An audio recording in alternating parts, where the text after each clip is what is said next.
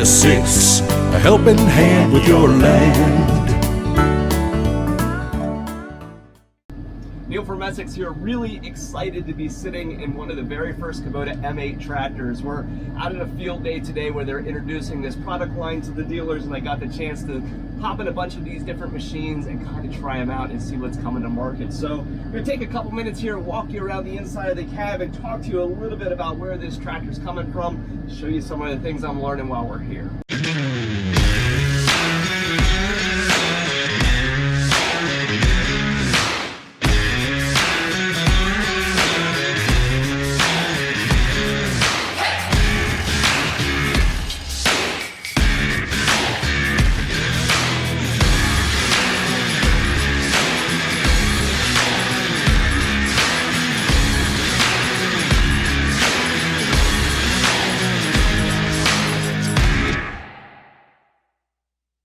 So if you paid any attention to Kubota's kind of trajectory here, the tractors keep getting larger and larger, and we're moving up into real production agriculture now. So these are going to be two new models at 191 and 211 horsepower.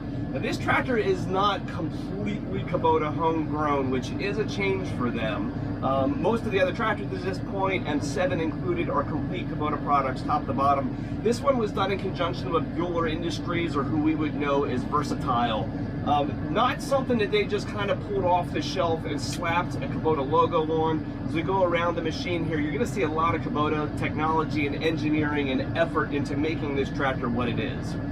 So just sitting here in the cabin looking around a little bit, I almost feel M7. I mean, you can see where that technology was brought over. Most obviously that's in the armrest over here. So the electronic armrest that's in this tractor is exactly the same one that's come over from the M7. Same thing with the screen options and stuff over on the right hand side. Under the hood is a Cummins engine. This is not a Kubota engine in this one. Kubota doesn't currently have an engine up in this horsepower class, so they look for Cummins for some help in getting the horsepower of this machine where it needs to be. 6-cylinder proven engine, not gonna scare anybody for sure, right? Like we've seen these things in a lot of different places in the past. I'm trying to give you a shot out the back here. So if you look at the visibility in this machine, you basically have a 4-post cab, so you have great visibility out the back, out the sides.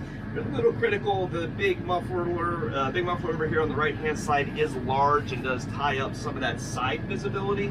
But in a cab this large, when you're facing forward, that's not going to get in the way of, say, your operation at all. It is kind of off to the side, but that thing's big.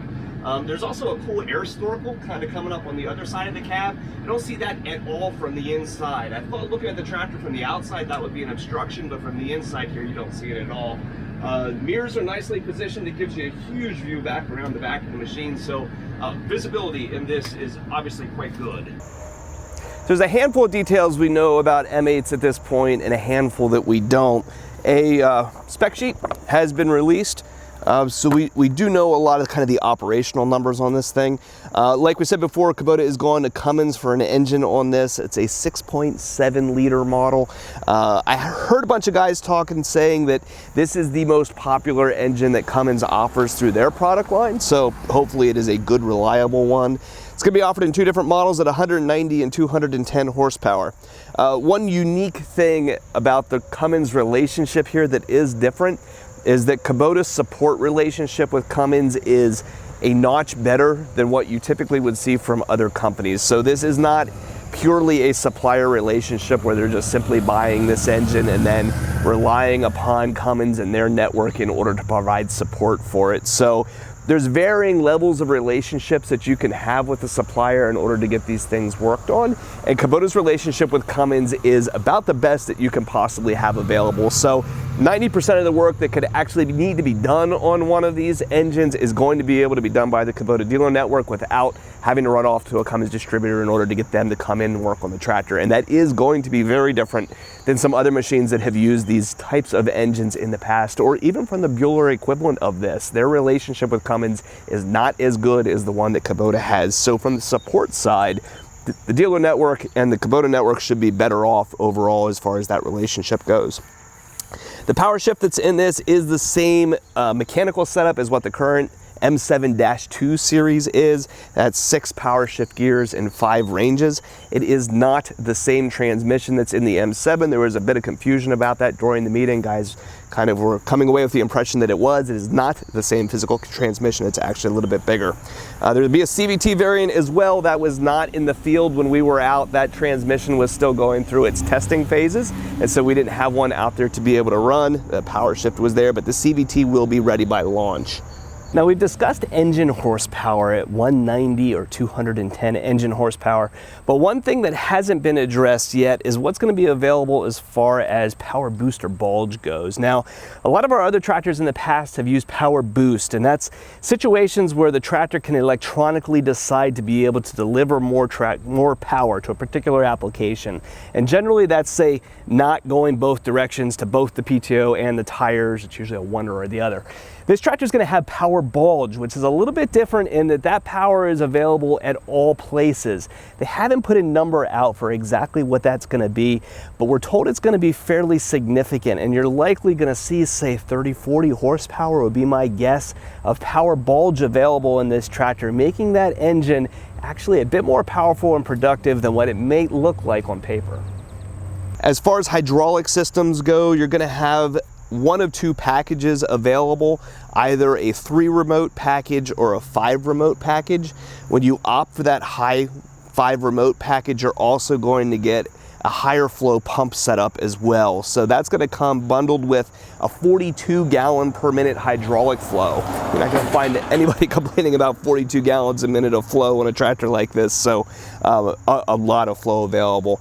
In terms of weight, this is actually a heavy tractor for its class, believe it or not. Kubota has always had the reputation, rightly, of their M-Series tractors being on the light side. The M5 and M6 don't have the raw tonnage that a lot of other manufacturers do. The M7 and the M8, though, they've really broken away from that and maybe made some intentional choices not to fall into that category. Both of these tractors are physically heavier than most of their competitors are. So for the obvious question of pricing, what does the tractor cost? Unfortunately, we don't have anything to share with you yet. Kubota is still working through the process of determining exactly what options we're going to get rolled into particular packages that we're going to be offered to the dealers for ordering, and that process is not done yet. So we'll certainly share that when that information comes along and we start to be able to do reviews on production models.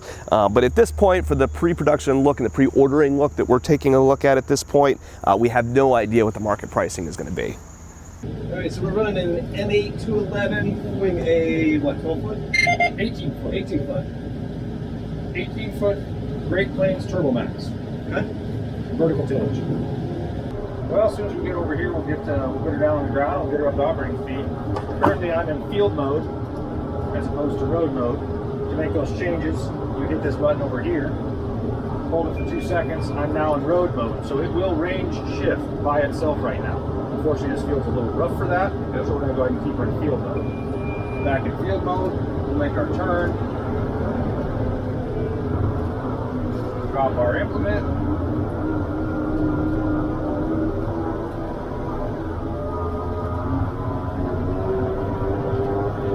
So your range display on that's a little different than the current M7 monitor, isn't it? It depends on what you want. Yeah. This setup is just a little bit different than what you're seeing in the field mode in terms of that. Now you might be used to seeing this.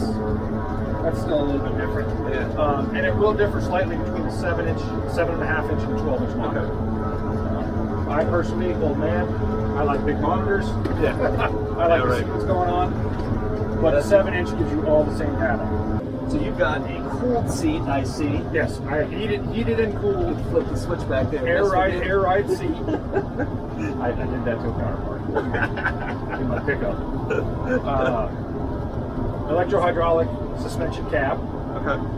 As well. So you can feel we were operating at 10 miles an hour. Yeah. And that ride was not that bad. And you're in a jumper seat. Right. And your kidneys are still attached. So we did all right.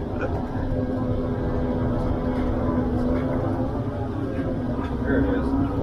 Gives you some fresh ground back there. Yeah, make it work a little bit. I mean, this is not a realistic application for this piece of tillage. Right. This piece of tillage is seedbed prep. You can can see, this field is not. I just can't do it to her. I gotta lift her out of those rocks. Oh, yeah, that'll break things. Oh, yeah, she's had a rough life so far. But you can see this is grass stubble, and we're gonna go over here where we have not run any piece of tillage yet. Not a single piece of tillage has been through here yet. So this is grass stubble. You would never apply this piece of tillage in here, but you can see here I am at 10 miles an hour. The recommended operating speed for this piece of this implement, and she is just Cruising right along. cruising right along. It's quiet too. Man, you can hardly hear the engine. Quiet, comfortable cab. I've got all the visibility that I need. You know, my history comes from being my lineage comes from being a farmer. Yeah. And I can see my inside tire tracks. I can see my outside tire track. Obviously, I can see my implement clearly behind me. That's what I want. So the one demo that we did with an M7 one time for a customer that blew his mind and sold the tractor is that we dropped a piece of tillage into the ground and put the tractor at idle and it cooled it without stalling. Okay. We'll try it? I'm game. Okay. You want as impressive as we can get, right? Yeah. So we'll go full angle tilt on very worked soil. So this is as soft as it'll get. I don't know if this is going to work. So if it doesn't, you got to promise me you're going to delete that video. All right, I'm full depth, full angle tilt, idle. There she goes. So you have to jump up a range. That's B range. So that's 7th gear. Yeah. At idle. And we're moving. And we're moving. And that's at full depth, full length, full gang tilt. Yep. The last M7 we sold was a guy full fleet of John Deeres, and the M7 is now one of their favorite tractors. I like it. And yeah, it's they drop that thing on the ground. Their words are, our Deeres would have never done that. And that's what sold the tractor. That's what I want. There's the range change. I did the range change manually. Because for this particular piece of the speeds it wants, I've got to be in C range. Yeah, well, more or less. Because I can. The optimum for this engine is about 1,650 RPM. Yeah. That's where it really likes to run, and that's where you got all your power. So you can run at 1,600 RPM, achieve your 8.5 to 9.5 miles per hour that this piece of tillage wants, and you're saving a grip of fuel. Yeah. Because you're not throttled up at 2,200 RPM.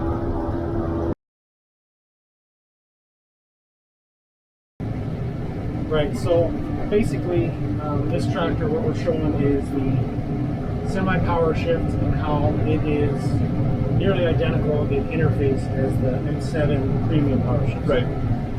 So what we're going to go over is the auto shift mode. Now on the M7 as well as the Smooth M8, you've got two different modes for auto shifting. You've got field mode and road mode. Road mode, you set your range of gears that you allow the tractor to go into, and it's going to maximize the engine and transmission to get you up to speed quicker.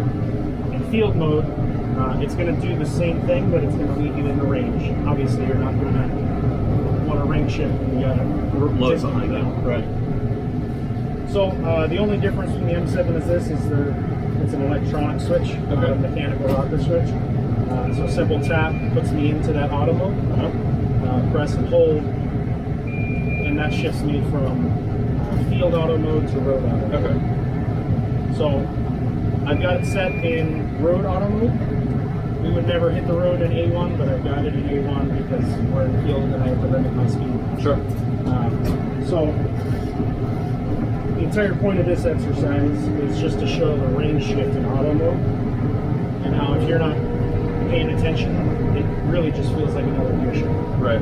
There's a marginal shift difference from range to gear. So you go that's from easy. A6 to B2. Right. That's our speed match technology. Now, in transmission in this, is this actually the same transmission that's in the M7? There's a bit of a misspoke last night. That's hard to catch. Yeah. It's a ZF transmission. It's the same 6-speed, 5-range concept. Right. It's essentially a big version of the M7 transmission. All right. Same idea, just upscale. But it's got to be heavier build, or it's matching up with that Cummins. Much bigger tractor. Correct. Yeah. The Cummins 6-cylinder, 210 horsepower engine. Yeah. Requires a heavier build transmission. So the next thing we're showing, I'm sure you've heard it today a couple times, but our open strategy for GPS. So you've got an isobus for your work screen for the planner and steering the truck. Correct. So the pin monitor is what is going to control the tractor functions and the ISO functions of the planner. You can see I've got two ISO implements. So I've got a Digistar scale system and the planner system. Yep. And then the guidance is going to plug into the steering knob directly, so it doesn't go through the tractor ISO in the same way as other platforms do. So we don't have to make baud rates talk, and it goes straight to the steering. And that allows us to get into a dealership that sells one particular brand, or get onto a farm that requires a particular brand. Yeah, we do trim one out back. And you do Outback? Yeah. Okay, good. Yep. It's a lot bigger up in Canada. Yeah, we're actually the distributor for Outback. Are you? Okay. Yeah, for Northeast. Yeah, the cleanliness of the plugs and stuff back there is cool. I mean, like you can tell, we're thinking about modern farming here now. And well, and speaking of that, this is an option, but you have a 110 outlet here. Okay. As well as the USB, and then your conventional cigarette lighter. Okay. So if you were to fold this instructor seat down, there's kind of a high grip back on it. And the laptop will just sit right on there. A lot of these guys are carrying around Wi-Fi hotspots anyway. Right. So it is pretty comfortable. Like I said, I was down here all last week. I was waiting between sessions. I was getting work done. So overall, if we can give an impression coming away with 2 days with the M8, our expectations are probably exceeded a little bit. I think we would say that we were all impressed by the level of commitment that Kubota had to this thing, the work that they did to make it feel like a family Kubota product. It does feel like a Kubota tractor when you flop down in the seat, and you have all those familiar controls and operational characteristics of the M7. Very much feels right at home in the M8. So that's nice that it doesn't feel like we've got somebody else's tractor in our product line. And the support that's there for this machine, as far as their commitment to parts and service, the agreement with Cummins, is all comforting to us. When we're selling products like these are things that just can't go down out in the field. If you're running around a tractor of this size, you need to be out, you need to be working, and we need to be able to provide proper support. And it's very clear that they're taking the care to get that in place before just shoving a bunch of tractors out on the market. So we're happy to see the care that's taken for that. The dealers that are going to be carrying this are going to be a fairly limited group at this point. We are going to be one of them, so you will see M8s on our lot and me driving them around as we start to get in production units and can start to put them to use. So keep that out there. If you're in the market for a tractor like this, we're a dealership that would be glad to help you if you're up in the Northeast or the surrounding states. So if you have any parts needs for machines you've already got, service work that we can help with, or if you're shopping for a new piece of equipment, give us a call at Messick's. We're available at 800-222-3373 or online at messick's.com.